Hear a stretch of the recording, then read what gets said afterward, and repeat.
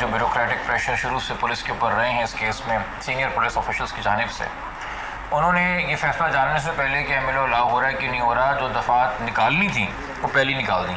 अच्छा, ये उनको कैसे पता चला कि फ़ैसले में क्या आएगा, उनके इल्म में कैसे आया, क्या वो पेशन गोइयाँ कर रहे थे, इसका कोई जवाब नहीं। ठीक है। दूसरा, नीचे की अदालत में इन्होंने एक पेज की दरख्वास्त लगाई कि जी हमें 7 दिन का वक्त दे दीजिए, मगर ऊपर जब एडीजे साहब की अदालत के अंदर पेश हुए बेल हेयरिंग के लिए और पुलिस फाइल खोल के देखी गई तो पता चला 10 पेज की एक तैयार शुदा प्रोग्रेस रिपोर्ट ऑलरेडी पड़ी हुई है। अच्छा, तो मैंने कहा ये 10 पेज इन्होंने मजिस्ट्रेट साहब जो ग्राउंड फ्लोर पे हैं और एडीजे साहब फर्स्ट फ्लोर पे हैं, ये सीढ़ियाँ चढ़ते हुए लिखे गए हैं। नीचे तो आपने कहा 7 दिन दे दें, एक पेज का आप थोड़ा सा नोट लगा रहे हैं, ऊपर आपने फाइल में 10 पेज की तैयार रखी हुई रिपोर्ट, जिस रिपोर्ट का खुलासा ये है कि मुल्ज़मान को बेल दे दी जाए, क्योंकि जितने ऑफेंसेस इसमें सीरियस नौयत के हैं वो हटा के जो एक हरकत इसमें पहले साहबका ईओ शौकत अली शानी साहब करते रहे हैं। और मुझे लगता है कि चूँकि मैंने देखें ये चीज़ के पुलिस के सीनियर ऑफिशल्स, वो आईजी साहब ख़ुद हों, औलाना नबी मेमन साहब, वो एआईजी साहब हों और डीआईजी साहब हों, सीआईए के जो भी हों, कि पुलिस को ख़ुद जवाब देना है। उनके दबाव में शौकत अली शानी साहब थे, इसलिए वो सपोर्टाज कर रहे थे पूरी इन्वेस्टिगेशन को खुद ही, और अक्यूज़ के हक़ में से कंक्लूड करना चाह रहे थे। चूँकि यही चीज़ अभी हमें यहाँ पे होती नज़र आ रही है कि नए आईओ आए हैं, शुरू में उनको लगता है 3-4 दिन मिले आज़ादी से काम करने के, उन्होंने ख़ुद जो व्यूज़ फॉर्म किए, ख़ुद जो दफ़ात लगाई, उससे ख़ुद ही 180 डिग्री उन्होंने टर्न लिया दोबारा से। इसको भी हम अप्रोप्रिएट फोरम पे रेज़ करेंगे। और डे 1 से हमने रिटन में तहरीर में आईजी ऑफिस को ये लिखा हुआ है कि हमारी कंसर्न्स हैं कि इसमें पुलिस की इन्वॉल्वमेंट है। आपकी नॉलेज में ये भी मीडिया में आ गया था कि मुल्ज़िम ने बेल लेने के बाद राब्ते करने की कोशिश की मुद्दई मुकदमा से फ़ोन के ज़रिए, 7 दिन तक वो करता रहा राब्ते। तो उसमें वो पैगाम क्या दे रहा था कि मुझसे आके मिले, मैं ABCC के दफ्तर में बैठा हुआ हूँ, और जिस पुलिस ने इंसाफ करना है, इन्वेस्टिगेट करना है, मुल्ज़िम को सलाखों के पीछे रखना है, उसको जो है अपना होटल बना के कहा जा रहा है कि इधर आके मिले मुझे, उसके दफ्तर को, एंटी वायलेंट क्राइम सेल के दफ्तर को। जी जी। तो क्या इंप्रेशन जाएगा मुद्दई के ऊपर, कौन है मुल्ज़िम के पीछे, कैसे ये ऐसे दबंग होकर एक बात कर रहा है, कैसे ये एक बयान दे रहा है। अगेन कोई कसर नहीं छोड़ रही सिंध पुलिस अपनी साख तबाह करने के लिए इस केस में। ठीक है। और सीनियर अफसरान जो ज़िम्मेदार अफसरान हैं उनको इंटरनल ये नोटिस लेना चाहिए। हमने एक इंटरनल इंक्वायरी मांगी इस बात पे कि कैसे ABCC के दफ्तर में बैठ के क्लेम कर रहा है कि उसके मैं यहाँ बैठा हूँ और मुलाकात के लिए जो है प्रेशराइज कर रहा है मुद्दई को, उसकी इंक्वायरी होनी चाहिए। रिटन में हमने एप्लीकेशन दी, उसमें भी कोई अमल दरामद नहीं हुई।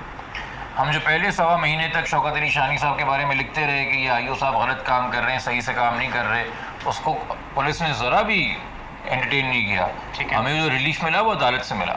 ठीक है। फर्दर इन्वेस्टिगेशन का रिलीफ अदालत से मिला, आईओ का चेंज होना अदालत से मिला। हर एक रिलीफ, हर एक चीज़ के लिए जो प्रॉपर बायदा प्रोसीजर होनी चाहिए इंटरवेंशन के लिए, हमें अदालत जाना पड़ता है। ये एक इस केस से हट जाएँ, ओवरऑल माशरे की सतह पे बात करूँगा, एक बहुत तकलीफ थे पहलू सामने निकल के आया है, एक मनफी पहलू निकल के आया है हमारे लॉ इन्फोर्समेंट एजेंसीज़ का। जी जी।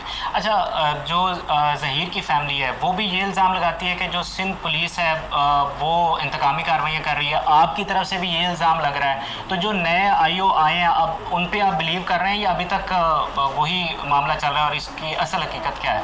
मैंने तो आपको भी बता दिया कि हम नए आईओ के सवाल से खदशात आ गए हैं। एक इंसान अगर नीचे कहता है मुझे 7 दिन दे दीजिए वक्त मुकम्मल करने के लिए, और एक रुझान देता है कि हाँ जी अभी तो मैं कुछ मुकम्मल करके लाया नहीं हूँ, मगर ऊपर फाइल में ऊपर वाली अदालत के लिए एक चीज़ तैयार रखी हुई 10 पेज की, ताकि वहाँ पे जब बेल प्रोसीडिंग्स हो तो फ़ौरन कि उसको बेनिफिट मिल जाए।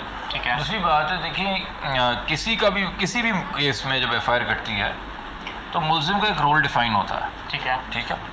इस FIR में जब इस FIR को काटा गया तो ये आपकी नॉलेज में है कि इसमें नामालूम अफराद के खिलाफ FIR कटी थी। बिल्कुल। ठीक है। हमने तो दावा नहीं किया था।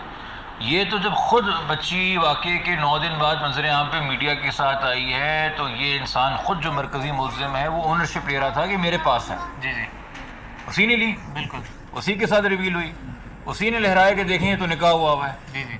उसी ने कहानी बताई कि जी हम PUBG गेम से राब्ते में थे। उसी ने बताया कि जी लाहौर गाड़ियाँ बैठ के मेरे पास आई थी।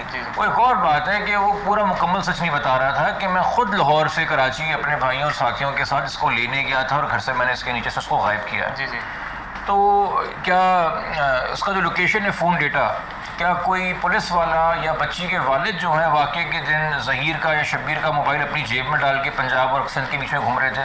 इनकी लोकेशनें यहाँ की आ जाएँ। सही है। अच्छा, क्या जो 10 डॉक्टर्स आला बैठे हुए जिनकी एक रिपोर्ट आई, जिसकी फाइनल कंक्लूजन आई, क्या हमने वो नाम दिए थे? हमने तो कहा था एक मेडिकल बोर्ड बनाया। सूबे की तारीख का सबसे बड़ा मेडिकल बोर्ड फॉर्म किया गया।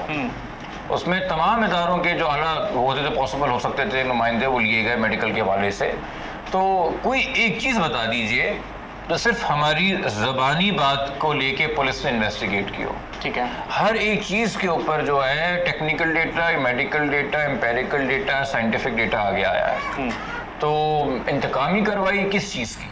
सही है। मुलजिम को गिरफ्तार करने की आज तक प्रॉपर कोशिश नहीं की। जब पहली बार भी मुलजिम चिश्तियाँ से पकड़ा गया, बच्ची बाजियाब हुई, तब भी इसका 161 बयान लेके इसको गवाह के तौर पर ट्रीट किया गया।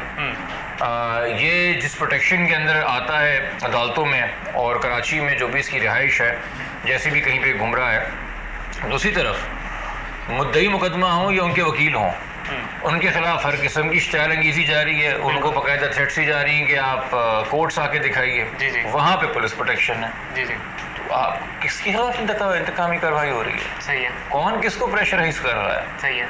ये तो ये चीज़ सब आया है। किसी के देखें कोई बात कर रहा है, नैरेटिव कर रहा है, अच्छी बात है, बोलने का हर एक को हक है, अपना मौक़िफ़ देने का हक है, दिफा का तो बिल्कुल हक है हमारे लीगल जो सिस्टम के अंदर किसी भी क्या कहते हैं मुलजिम को, मगर उस बात को सब्सटेंशिएट भी करें ना हक़ाइक़ वाक़यात के साथ कि सब्सटेंशिएट हो रहे हैं। सही है। अच्छा, जो MLO की एप्लीकेशन है वो तो IO ने दी है, तो क्या आप भी इसको इंडोर्स कर रहे हैं कि MLO होना चाहिए, और क्या 6 को चालान अब पेश हो रहा है? आपकी क्या इतलात है? देखिए, मैं इस केस में शुरू से जब भी लोगों ने इंटरव्यू किए हैं मेरे, मैंने कभी भी ये नहीं बताया कि कल क्या होने जा रहा है। ठीक है।